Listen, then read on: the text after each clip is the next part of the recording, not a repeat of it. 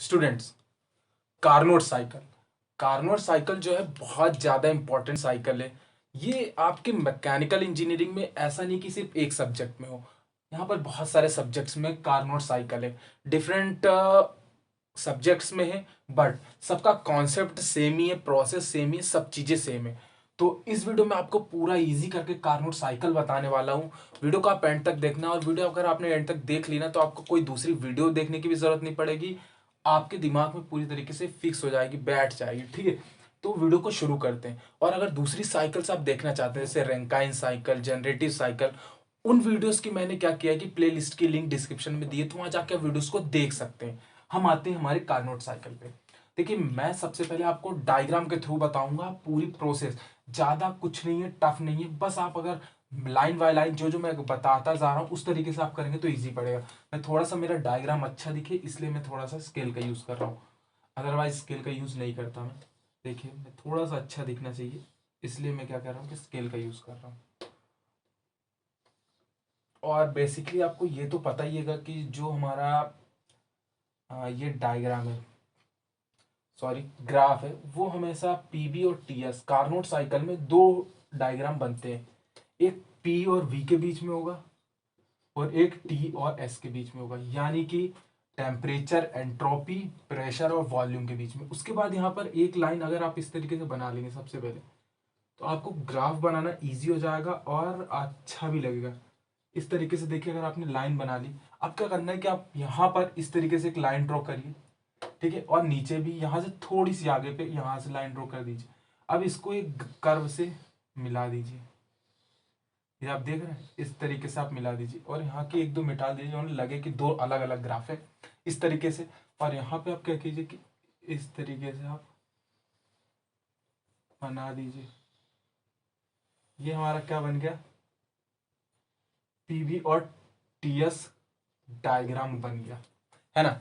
अब यहाँ पे इंपॉर्टेंट टर्मिनोलॉजीज आपको कुछ पता होनी चाहिए, मैं आपको बताऊंगा बहुत इजी पे। सबसे पहले तो यहाँ पे एक चीज मैं लिखना चाहूंगा, पीबी इज इक्वल्स टू सी। ये जो ग्राफ है ना, ये वाला ग्राफ, यहाँ पर हर जगह जो P इंटू वी की, यानी कि P मल्टीप्लाई वी की वैल्यू जो होगी वो सेम होगी, चाहे आप यहाँ पर यहाँ पर यहाँ पर कहीं पे भी देखिए। ठीक है, तो ये पी वी इजकल्स टू सी, ये आप लिखें नहीं लिखें उतना मैटर नहीं करता है। उसके बाद सबसे इंपॉर्टेंट जो चीज है ना यहाँ पर कार्नोट साइकिल में, वो उसकी प्रोसेसेस है। यहाँ पर आप देखिए 1 2 3 4, आपने ये नंबरिंग की 1 2 3 4। उसके बाद जैसे जैसे यहाँ पर है वैसे जैसे 1 2 3 4, उसके बाद आपको डायरेक्शन बतानी है। इस तरीके से हमारी साइकिल इस डायरेक्शन में चल रही है ना।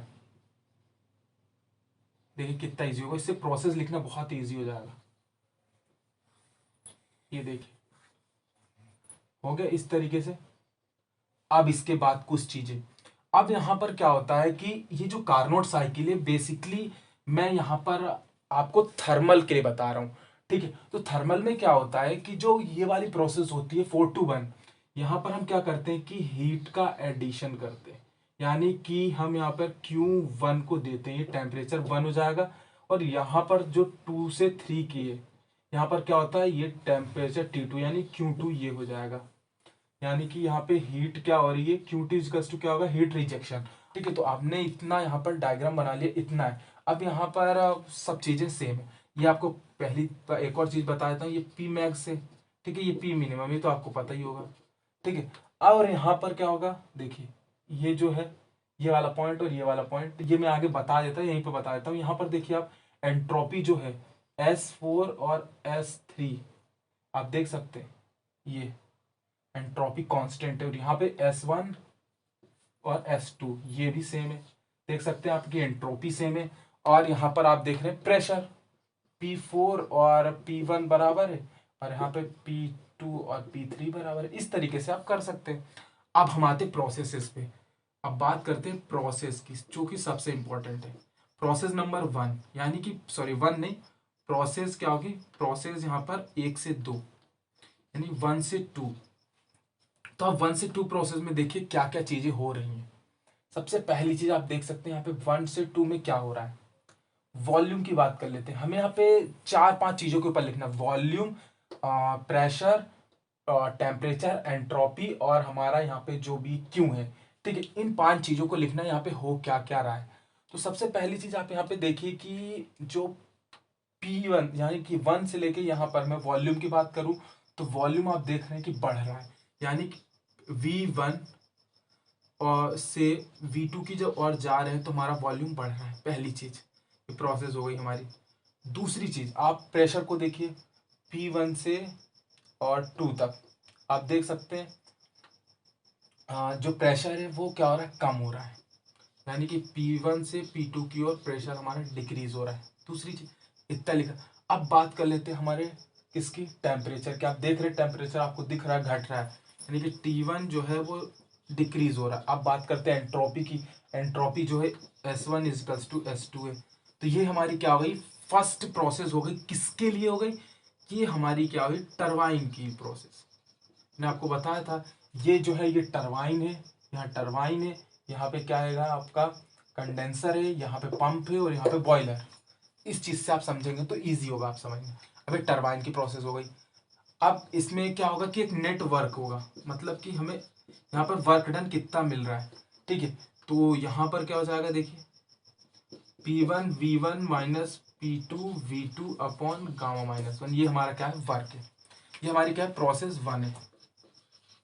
अब बात करते हैं हम प्रोसेस 2 to 3 की। ठीक है, प्रोसेस 2 to 3 में देखिए अब क्या क्या हो रहा है। प्रोसेस 2 to 3 में क्या हो रहा है, आप देख सकते हैं 2 to 3 में यहां से यहां आ रहे हैं, तो आप एंट्रोपी की बात करेंगे तो एंट्रोपी जो हो रही है वो कम हो रही है, यानी कि S2 से जब S3 की ओर जा रहे हैं तो एंट्रोपी कम हो रही है। अब बात कर लेते हैं हम टेम्परेचर की। टेम्परेचर जो यहाँ पे कांस्टेंट है, यानी कि T2 इजिकल्स टू T3 है। अब बात कर लेते हैं वॉल्यूम की। वॉल्यूम बेसिकली यहाँ पे क्या हो रहा है, घट रहा है, यानी कि V2 से जब हम V की जा रहे हैं तो V3 की ओर तो घट रहा है। अब हम किसकी बात करेंगे, प्रेशर की। प्रेशर आप देख रहे हैं कांस्टेंट है, यानी कि P2 से जब P3 की ओर जा रहे हैं तो प्रेशर कांस्टेंट है, बराबर है। अब इसमें एक हीट रिजेक्शन की बात हो जाएगी। तो यहाँ पर देखिए हीट रिजेक्शन हो रहा है ना, यहाँ पे हीट रिजेक्शन, यहाँ पे देखिए, यानी कि Q2 इसका S2 क्या आ जाएगा, T2 S2 माइनस S3। इस तरीके से ये क्या हो जाएगी हमारी प्रोसेस 2 to 3। अब सेम प्रोसेस हम 3 से 4 की बात कर लेते हैं, बहुत ईजी है। अब देखिए आप 3 से 4 की ओर, 3 से 4 यहाँ पर है, तो अब किसी भी ग्राफ से शुरू करते हैं, ऐसा जरूरी नहीं कि आप एक ग्राफ से। 3 से 4 की ओर जब, तब प्रेशर देखिए, प्रेशर बढ़ रहा है, यानी कि जब हम P3 से P4 की जा रहे हैं तो प्रेशर जो इंक्रीज हो रहा है। अब हम बात कर लेते हैं आगे किसकी, वॉल्यूम की। अब आप देख सकते हैं वॉल्यूम क्या हो रहा है, उधर की ओर नहीं जा रहा है, इधर की ओर जा रहा है, यानी वॉल्यूम घट रहा है। आप देख सकते हैं V3 से जब B4 की जा रहे हैं तो वॉल्यूम घट रहा है। वो तो बेसिक है ना कि जब प्रेशर बढ़ेगा तो वॉल्यूम तो घटेगा, ये तो सही ही चीज है, मतलब कि ये तो आपको पता ही होगा, तो बेसिक है। अब इसके बाद हम बात कर लेते हैं टेम्परेचर की। आप देख सकते हैं टेम्परेचर क्या हो रहा है, बढ़ रहा है। बेसिक है ना कि जब प्रेशर बढ़ेगा तो टेम्परेचर इंक्रीज ही होगा, तो टेम्परेचर 2 3 से इंक्रीज हो रहा है इस तरीके से। और एंट्रोपी आप देख सकते हैं क्या है, कांस्टेंट है, यानी कि S3 इजिकल्स टू S4। अब बात कर लेते हैं हम, जैसे इसमें लिखा था डब्ल्यू नेट। डब्ल्यू नेट कितना आ जाएगा इसका, आप देख सकते हैं P3 V3 minus P4 B4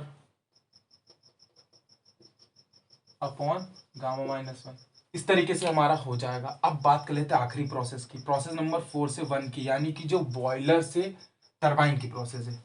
तो इसमें हम लिख सकते हैं, देखिए इसमें आप एक चीज और, ये प्रोसेस लिखने से पहले आप एक हेडिंग लिख सकते हैं। क्या लिख सकते हैं, कांस्टेंट टेम्परेचर, ठीक है, और कांस्टेंट प्रेशर प्रोसेस यहां पर लिख सकते हैं। अब 3 से 4 की ओर क्या लिख सकते हैं हम, कंडेंसर। जैसे यहाँ टरबाइन लिखा तो यहाँ पे हम क्या लिख सकते हैं, कंडेंसर, या फिर हम लिख सकते हैं इस तरीके से, है ना।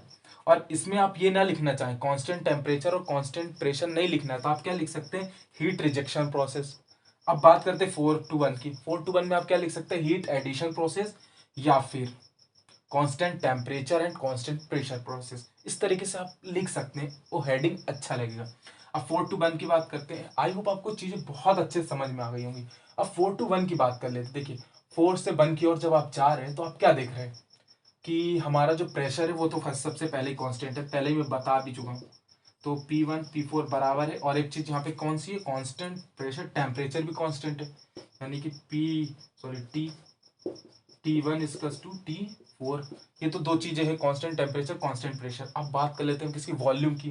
वॉल्यूम बढ़ रहा है, वॉल्यूम बढ़ रहा है, यानी V4 से जब V1 की ओर जा रहे हैं तो वॉल्यूम इंक्रीज हो रहा है। और क्या हो रहा है, एंट्रोपी भी इंक्रीज हो रही है। जब S4 से हम S उसकी ओर जा रहे हैं, S1 की ओर, तो इंक्रीज हो रहा है।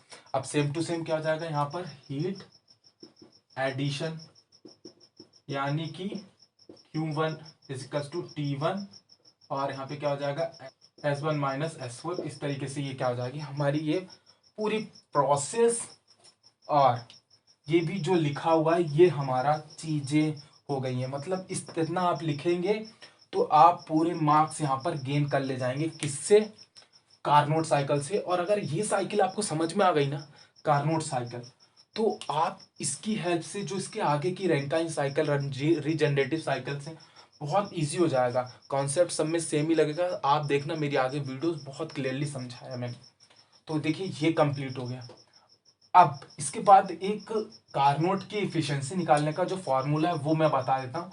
सबसे पहले आप ये नोट कर लीजिए, ये आप बहुत क्लियर लिखा है, समझ में आ रहा होगा आपको। पहले लाइन से ये लिखा हुआ है, यहाँ पे कम स्पेस था, उसके बाद ये तो इस तरीके से आप लिख लीजिए। तो मैं आप इसको रफ कर देता हूँ, मैं आपको बता देता हूँ यहाँ पर जो थर्मल एफिशिएंसी का फॉर्मूला होता है कार्नोट के लिए। देखिए सबसे पहले थर्मल, सबको आपको पता नहीं चाहिए, थर्मल एफिशिएंसी का फॉर्मूला ये होता है। यहाँ पे लिख देते थर्मल, और यहाँ पे लिख देते कार्नोट, यानी कि थर्मल एफिशिएंसी हमें किसकी निकाली, कार्नोट की। अब यहाँ पे सबसे पहली चीज, थर्मल एफिशिएंसी का फॉर्मूला होता है, देखिए जितनी हमने हीट दी है, heat supplied minus heat rejection upon heat supplied, ठीक है। अब ये क्या हो जाएगा, इसको सॉल्व करेंगे, 1 माइनस QR अपॉन QS।